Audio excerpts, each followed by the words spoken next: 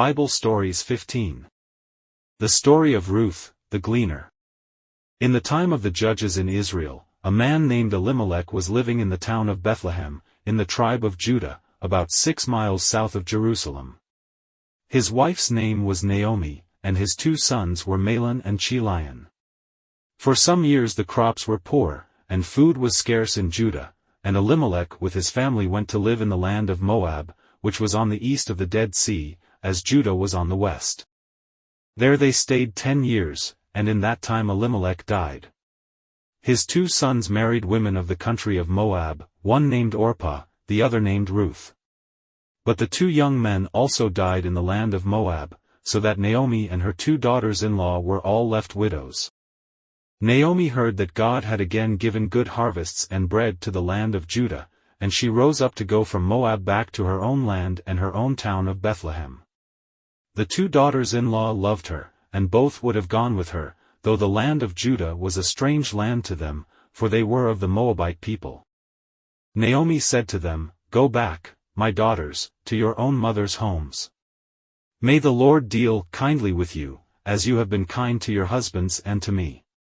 May the Lord grant that each of you may yet find another husband and a happy home." Then Naomi kissed them in farewell, and the 3 women all wept together.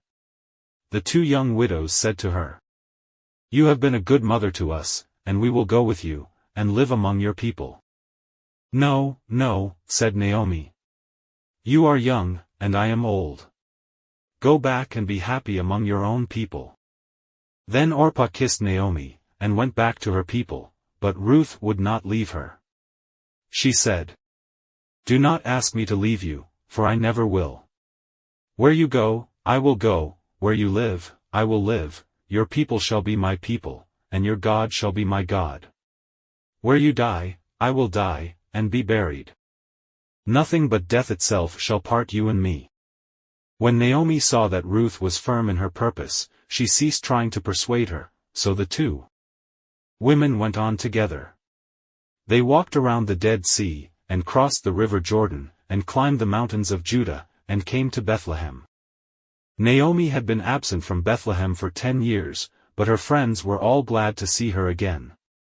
They said, "Is this Naomi, whom we knew years ago?" Now the name Naomi means, pleasant. And Naomi said, "Call me not Naomi, call me Mara, for the Lord has made my life bitter. I went out full, with my husband and 2 sons, now I come home empty, without them. Do not call me pleasant, call me bitter." The name Mara, by which Naomi wished to be called, means bitter. But Naomi learned later that pleasant was the right name after all. There was living in Bethlehem at that time a very rich man named Boaz. He owned large fields that were abundant in their harvests, and he was related to the family of Elimelech, Naomi's husband, who had died. It was the custom in Israel when they reaped the grain not to gather all the stalks, but to leave some for the poor people, who followed after the reapers with their sickles, and gathered what was left. When Naomi and Ruth came to Bethlehem, it was the time of the barley harvest, and Ruth went out into the fields to glean the grain which the reapers had left. It so happened that she was gleaning in the field that belonged to Boaz, this rich man.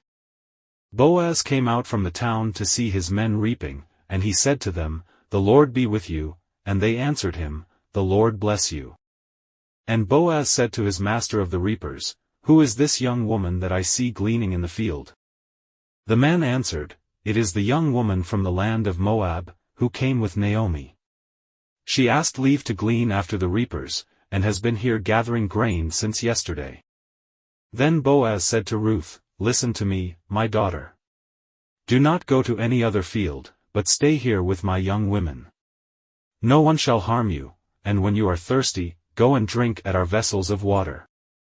Then Ruth bowed to Boaz, and thanked him for his kindness, all the more kind because she was a stranger in Israel. Boaz said, "I have heard how true you have been to your mother-in-law Naomi, in leaving your own land and coming with her to this land. May the Lord, under whose wings you have come, give you a reward." And at noon, when they sat down to rest and to eat, Boaz gave her some of the food. And he said to the reapers, "When you are reaping, leave some of the sheaves for her, and drop out some sheaves from the bundles, where she may gather them." That evening, Ruth showed Naomi how much she had gleaned, and told her of the rich man Boaz, who had been so kind to her. And Naomi said, "This man is a near relation of ours. Stay in his fields, as long as the harvest lasts." And so Ruth gleaned in the fields of Boaz until the harvest had been gathered. At the end of the harvest, Boaz held a feast on the threshing floor. And after the feast, by the advice of Naomi, Ruth went to him, and said to him, "You are a near relation of my husband and of his father, Elimelech. Now will you not do good to us for his sake?" And when Boaz saw Ruth, he loved her, and soon after this he took her as his wife. And Naomi and Ruth went to live in his home, so that Naomi's life was no more bitter, but pleasant. And Boaz and Ruth had a son, whom they named Obed, and later Obed had a son named Jesse, and Jesse was the father of David, the shepherd boy who became king. So Ruth, the young woman of Moab, who chose the people and the God of Israel, became the mother of kings.